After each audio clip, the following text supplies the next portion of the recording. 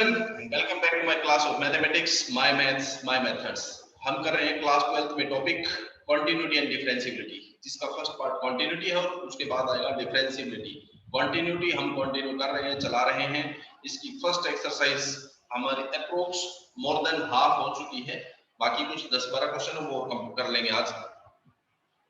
हमने पढ़ा कोई भी फंक्शन कब कॉन्टिन्यूअस होता है, left handed limit, right handed limit और फंक्शन तीनों चीजें अगर इक्वल होते हैं then the function becomes continuous. और कुछ फंक्शंस जो कॉन्टिन्यूअस लिए जाते हैं, जैसे पॉलिनोमियल फंक्शंस को हम ऑल रियल नंबर्स के केस में कॉन्टिन्यूअस लेते हैं, ठीक है। आइडेंटिटी फंक्शन है, मॉडुलस फंक्शन है, हमारे पास साइन फंक्शन है, कोसाइन फंक्शन, इस तरह के बहुत सारे फंक्शंस हैं जिनको हम कॉन्टिन्यूअस लेके चलते हैं in case of their domain, ठीक है। उसके बाद if we have a function f which is continuous and a function g which is continuous, then f plus g function is also continuous. F plus gx it is also continuous. Similarly, f function and g function are continuous, then f minus g will also be continuous. Similarly, f multiply g function will also be continuous and f divided by g will also be continuous, except gx not equals to 0, ठीक है। In this situation, these functions are continuous if f is continuous and g is continuous. अगर दोनों continuous हैं तो उनके लिए ये चीजें भी continuous होगी। दो functions अगर continuous function है, then their composite function will also be continuous in their domain. उनका composite function भी continuous होगा उनकी domain में। चलिए अब हम स्टार्ट करते हैं एक्सरसाइज के क्वेश्चन नंबर 19 से, chapter 5 exercise 5.1 and question number 19। 18 question तक हम कर चुके थे, 19 क्वेश्चन काफी अच्छा क्वेश्चन है। Show that the function defined by gx which is x minus greatest integer function x, gx is equals to gx function is x minus greatest integer function. What do we call this complete function? इस function को हम क्या कहते हैं? Function x minus greatest integer x, इसको क्या कहते हैं? हम पिछली क्लास में भी पढ़ चुके हैं और इस क्लास में भी हमारे पास पहले आ चुका है। This is fractional part of function x minus greatest integer of x, this is known as the fractional part function. अब हमने शो करना है this is continuous at all integral points. Integral points के लिए ये फंक्शन क्या है? Discontinuous होगा, हमने ये शो करना है। चलिए हम स्टार्ट करते हैं। Let us suppose x is equals to a and where a is a integer, let a be an integer, let a be an integer। हमने एक integer x assume कर लिया इसको, where its value lies between at x we will check the continuity। सिर्फ इसने कहा है कि discontinuous at x at integers, integers के लिए इसको discontinuous शो करना है, तो हमने एक इंटीजर मान लिया और इंटीजर के ऊपर इसको चेक करते हैं कि ये कॉन्टिन्यूअस है या नहीं। Let x is equals to a पे हम लेते हैं value of the function. Value of the function क्या हो जाएगी? fa a minus greatest integer of a। क्या होगा भाई?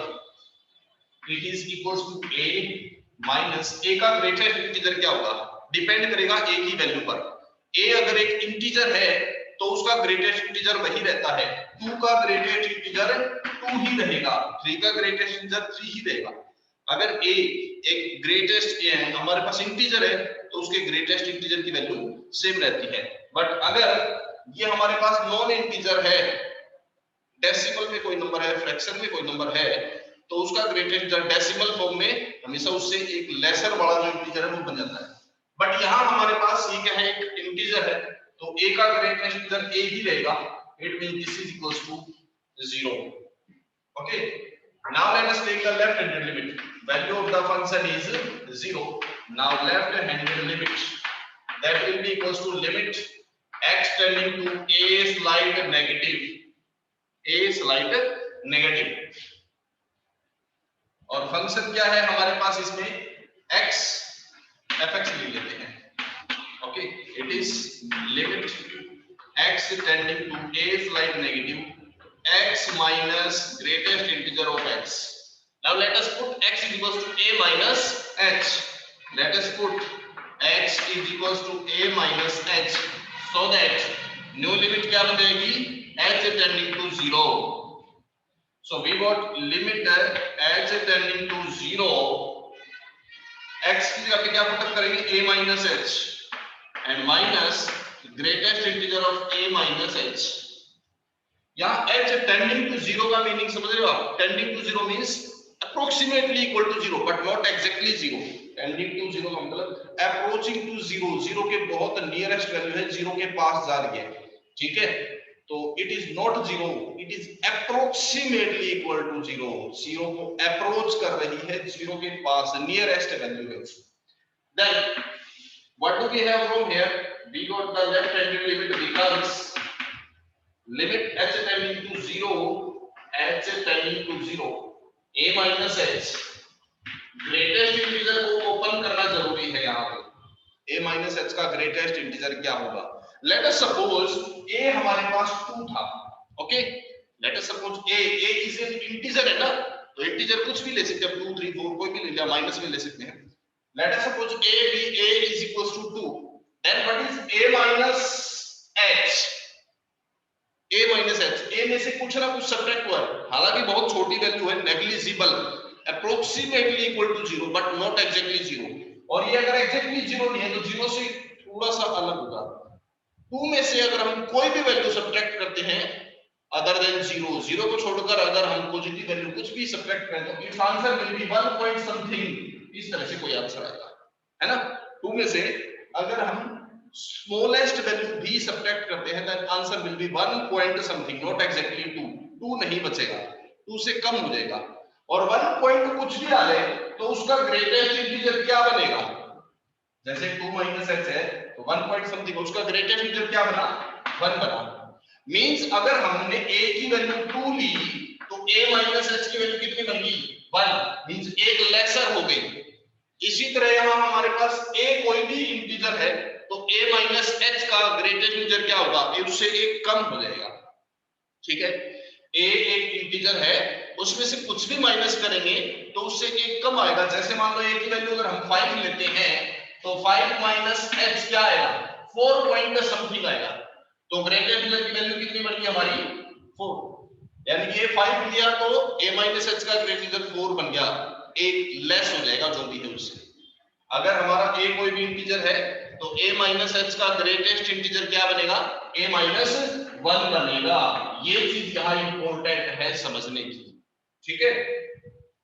अगर a नॉन इंटीजर होता, मान लो आपका यहाँ a जो है वो नॉन इंटीजर कोई नंबर होता, let us suppose we have a is 3.7, मान लो ये होता, a की वैल्यू ये होती, मींस a माइनस h अगर हम निकालना चाहते हैं तो ग्रेटेस्ट इंटीजर फाइंड करना चाहते हैं. अगर a एक नॉन इंटीजर होता तो a माइनस h करने पर क्या आता? 3.7 में से h माइनस करेंगे तो 3.69, इस तरह से समथिंग ऐसा कोई एक नंबर आएगा, ठीक है? तो इसका ग्रेटेस्ट इंटीजर कितना बनेगा? 3 बनेगा, है ना? तो 3 माइनस 3 पॉइंट समथिंग था और उसमें से h माइनस किया तो ग्रेटेस्ट इंटीजर 3 ही बना. यानी कि अगर एक क्या हो हमारे पास ये नॉन इंटीजर हो तो उसका ग्रेटेस्ट इंटीजर सेम आता है. चाहे 3.7 का ग्रेटेस्ट इंटीजर करो आप, 3.7 का ग्रेटेस्ट इंटीजर करोगे तो भी 3 आएगा और उसमें से कुछ माइनस करने पर जो आएगा उसका ग्रेटेस्ट इंटीजर करोगे तो भी यही आएगा. मींस अगर a नॉन इंटीजर है तो a का इंटीजर क्या आएगा आपके पास और a माइनस h का ग्रेटेस्ट इंटीजर क्या आएगा? दोनों का ग्रेटेस्ट इंटीजर सेम आएगा. अगर ये नॉन इंटीजर है तो नॉन इंटीजर होगा तो इन दोनों का ग्रेटेस्ट इंटीजर की वैल्यू सेम है. मान लो इसका ग्रेटेस्ट इंटीजर n है तो ये भी n ही आएगा. बट अगर आपके पास ये एक इंटीजर है, a एक इंटीजर है और इसका ग्रेटेस्ट इंटीजर की वैल्यू मान लो n आती है तो a माइनस h की क्या बनेगी? उससे एक लेसर बनेगी. तो इसी तरह यहाँ पे हमारा a माइनस h का ग्रेटेस्ट इंटीजर क्या आएगा? एक लेसर हो जाएगा. Because we have taken a as integer. Integer में से कुछ भी माइनस करेंगे तो हमेशा डेसिमल उससे पीछे वाले में चला जाएगा तो a माइनस 1 बनेगा. अब इसको लिमिट पुट कर लेते हैं इसमें, यहां हम इसमें लिमिट पुट अप कर लेते हैं. जब तक ग्रेटेस्ट इंटीजर का साइन रहेगा तब तक हम लिमिट पुट नहीं करेंगे, ये चीज ध्यान रखिए. Now put the limit a minus 0 minus of a minus 1. So we got it is equals to minus a से plus a खत्म equals to plus 1. फंक्शन की वैल्यू 0 आई थी, लेफ्ट हैंडेड लिमिट की वैल्यू 1 आ गई, तो यहीं से हमारे पास क्लियर हो चुका है इज नॉट कॉन्टिन्यूअस, क्योंकि फंक्शन की वैल्यू और लिमिट की वैल्यू इक्वल नहीं आ रही। वैसे आप चाहो तो राइट हैंडेड लिमिट को निकाल सकते हैं। राइट हैंडेड लिमिट में क्या होगा, limit x tending to a is slightly positive and the function is x minus greatest integer of x. Let us put x is equals to a plus h. Put x equals to a plus h, then the limit becomes h tending to 0. So we have limit h tending to 0, x की जगह हम put up कर लेते हैं a plus h and minus of greatest integer of a plus h. It is equals to limit h tending to 0 a plus h minus a plus h का greatest integer क्या होगा। अब देखिए a क्या लिया है हमने, इंटीजर लिया है। Again let us suppose a equals to 5, मान लिया a हमने 5 लिया है, ठीक है, तो यहाँ a का ग्रेटेस्ट इंटीजर कितना होगा, 5 का ग्रेटेस्ट इंटीजर मींस 5 है। ओके, अगर हम a प्लस h करते हैं, a plus h means 5 plus h, 5 में कुछ प्लस करेंगे तो उसका ग्रेटेस्ट इंटीजर क्या आएगा, a प्लस h का greatest integer means 5 plus h का ग्रेटेस्ट इंटीजर। 5 में कोई बहुत छोटी सी नेग्लिजिबल वैल्यू ऐड करेंगे तो 5.1 या 5.2 ऐसा कुछ आएगा। 5.1 का ग्रेटेस्ट इंटीजर अगेन 5 ही आएगा, यानी कि इसका ग्रेटेस्ट इंटीजर भी 5 हो जाएगा। तो a प्लस h का ग्रेटेस्ट इंटीजर a ही आएगा। यहाँ पे ग्रेटेस्ट इंटीजर अगर 5 था तो यहाँ पे भी 5 ही रहा, तो ग्रेटेस्ट इंटीजर इज सेम। तो इसी तरह से हमारे पास यहाँ होगा a plus greatest integer, a plus h का ग्रेटेस्ट इंटीजर क्या बन जाएगा, a बन जाएगा। Now put up the limit, limit put करेंगे तो क्या हो जाएगा, a प्लस h की limit 0 and minus a, this is equal to 0। Right handed limit बनती है हमारी 0, left handed limit is 1 and the value of the function is again 0। So clearly the function is not continuous, ये function क्या हो जाएगा, discontinuous हो जाएगा। कब, when x is an integer, when x is an integer, let x equals to a be any integer, ये मान लिया हमने x equal to a कोई भी एक इंटीजर है, तो इंटीग्रल वैल्यू के लिए ये फंक्शन हमेशा नॉट कंटीन्यूअस, डिसकंटीन्यूअस होता है, ठीक है। नॉन इंटीजर के केस में फंक्शन कंटीन्यूअस बन जाएगा। तो ये था हमारा क्वेश्चन नंबर 19, काफी इंपॉर्टेंट क्वेश्चन है, ध्यान से करें। अगला क्वेश्चन है क्वेश्चन नंबर 21 लेते हैं। 20 बिल्कुल इजी है, x square minus sin x plus 5 x equal to pi पे, तो एक बार लेफ्ट हैंडेड लिमिट लेंगे पाई माइनस h, एक बार राइट हैंडेड लिमिट लेंगे पाई प्लस h, आ जाएगा इजीली, कोई दिक्कत नहीं आएगी। क्वेश्चन नंबर 21 देखें, fx is equal to sin x plus cos x, continuity check करनी है हमने इसकी, कोई पॉइंट नहीं दे रखा किस पॉइंट पे किस पे नहीं, हम जनरल केस लेके चलते हैं। So let us suppose let x is equal to, कोई भी हम एक रियल नंबर लेते हैं, x is equals to a which belongs to the real number, कोई भी रियल नंबर हो सकता है, then फंक्शन की वैल्यू क्या बन जाएगी, value of the function is equals to sin a plus cos a, this is the value of the function. Now taking the left handed limit, that is equals to limit x tending to a slight negative, and what is the function, function क्या है हमारे पास, fx is sin x plus cos x, sin x plus cos x. Let us put x is equals to a negative है तो a minus h, so that new limit becomes h tending to 0. So we have limit h tending to 0 sin of a minus h plus cos of a minus h, x की जगह minus h put up कर दिया हमने और limit 0 बन गई। चाहो तो दोनों के साथ अलग अलग लिमिट ले सकते हो, इसके साथ अलग और इसके साथ अलग चली जाएगी। It can be written as limit h tending to 0। मैं इसके लिए फॉर्मूला लगाता हूं, sin a minus b, sin a minus b क्या होता है, sin a cos b minus cos a sin b, ये होता है। प्लस में cos, इसके लिए प्लस cos वाले के लिए लिमिट लगाते हैं h tending to 0, cos a minus b, cos a minus b, cos a cos b plus sin a sin b, it is cos a cos b plus sin a sin b, ये हो जाएगा।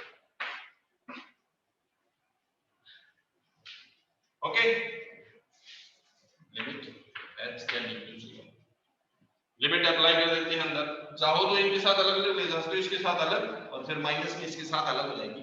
इसी तरह यहाँ पे मैं direct apply कर देता हूँ, sin a multiply cos h, limit h पे अप्लाई होगी तो sin a multiply cos h, h की लिमिट क्या है 0, it becomes cos 0 and cos 0 is 1, cos 0 is always 1, so this is 1 minus cos a multiply sin h, h की limit 0 रखें तो sin 0 is 0, so this is 0 plus cos a cos h, तो cos a into cos h, h की limit 0, cos 0 is 1 plus sin a and sin h, h की limit 0, sin 0 which will be equals to 0,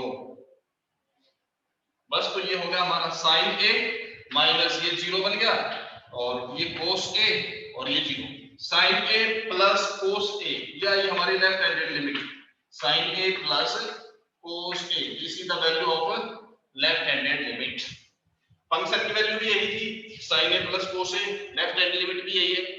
similarly right handed limit लेंगे तो limit यहाँ पे a plus h put करेंगे, यहाँ पे plus h put करेंगे तो ये प्लस है तो ये प्लस बनेगा और ये माइनस बनेगा, ये प्लस होने का मतलब ये तो सेम रहेगा और ये क्या बन जाएगा 0 बनेगा, तो इसी तरह से सेम यही इसकी वैल्यू आ जाएगी हमारे पास, सेम यही राइट हैंडेड लिमिट आएगी, left handed limit, right handed limit and value of the function, all the three things are same, so this function is continuous for x equals to a which is real number, for all real number sin function और plus में cos function continuous हो जाएगा।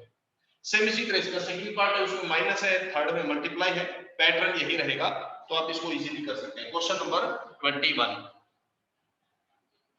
Okay next 24th question, determine whether this function is continuous और not, point नहीं दे रखा क्या है, all real number का केस लेना पड़ेगा हमें, ऑल रियल नंबर के केस में लेने के लिए हम क्या करते हैं, when x is less than 0 then what is fx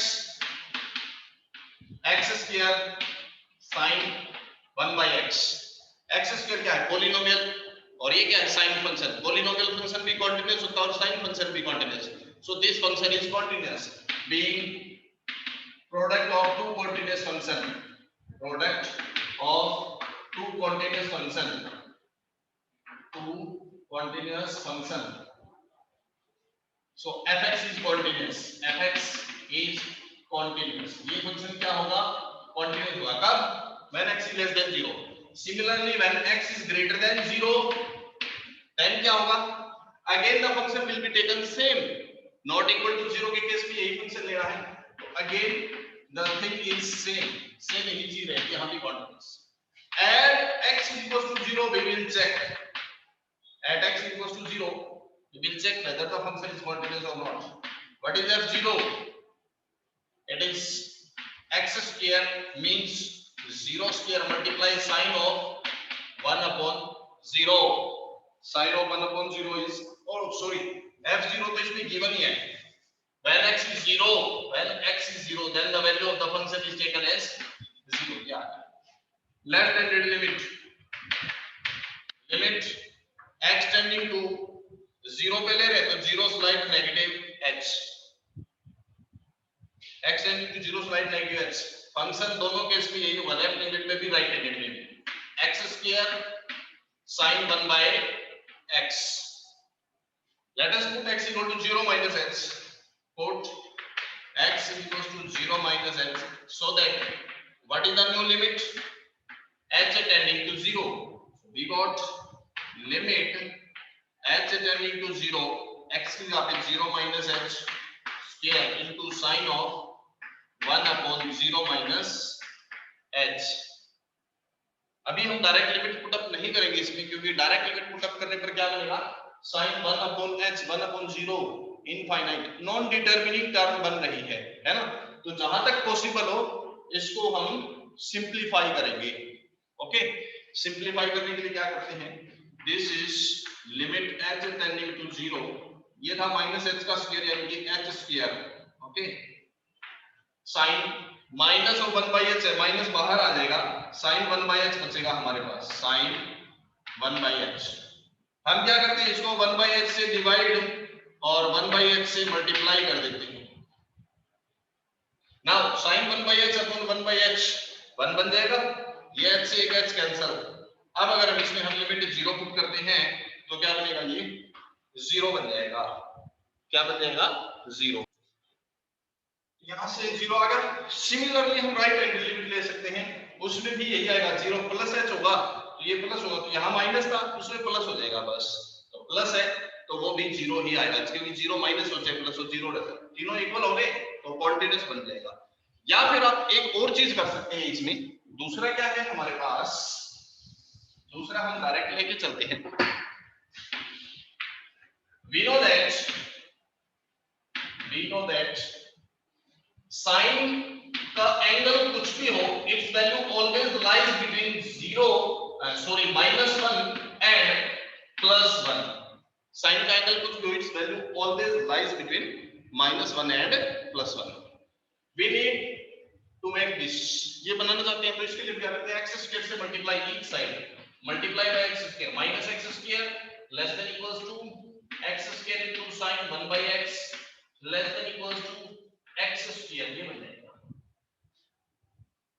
function की वैल्यू तो हमारे पास 0 थी ही, लिमिट फाइंड करनी है, taking the limit x tending to 0, limit x tending to 0 minus of x square less than equals to limit x tending to 0 x square sin of 1/x and less than equals to limit x tending to 0 x square। Sandwich theorem आपने पढ़ी थी। Sandwich theorem में क्या था, अगर दो functions के बीच में कोई एक पॉइंट लाई करता है तो उनकी लिमिट्स के बीच में भी वही पॉइंट लाई करेगा। वो पॉइंट अगर दो फंक्शंस के बीच में है तो उसकी लिमिट भी उनके बीच में ही लाई करती है। ये हमारे पास सैंडविच थ्योरम थी। अब limit x tending to 0, limit 0 put up करेंगे तो 0 का स्क्वायर क्या बनेगा, 0, यहां डायरेक्ट लिमिट पुट कर लिया हमने, इसको हम एज इट इज रखते हैं, लिमिट x टेंडिंग टू 0, ये क्या चीज थी, x square sin 1/x is function fx, this is the function fx, and यहां लिमिट अप्लाई करेंगे तो ये भी 0 हो जाएगा। Means limit x tending to 0 fx lies between 0 and 0, 0 और 0 के बीच में लाई करेगा, it means the function becomes 0। This implies limit x tending to 0 fx it is equals to 0। तो फंक्शन की जो लिमिट है वो भी 0 के इक्वल है और फंक्शन की जो वैल्यू है वो भी 0 के इक्वल है, दोनों इक्वल है, so the function become continuous. तो ये फंक्शन क्या हो जाएगा, कॉन्टिन्यूअस हो जाएगा। बेटर ये करो, ये ज्यादा इजी भी रहेगा आपके लिए, ठीक है, आप इस वे से कर सकते हैं इसको। तो ये हो जाएगा इसका क्वेश्चन 24। तो इसी में नेक्स्ट हमारा क्वेश्चन है question number 26। Question is find the value of k for which the function becomes continuous at x equals to π/2। x की वैल्यू π/2 होने पर अगर ये फंक्शन कंटीन्यूअस बन सकता है तो ऐसी वैल्यू k की वैल्यू क्या होनी चाहिए। स्टार्ट करते हैं हम, एट x इक्वल्स टू π/2 पे फंक्शन की वैल्यू क्या है, वो तो गिवन है ऑलरेडी 3।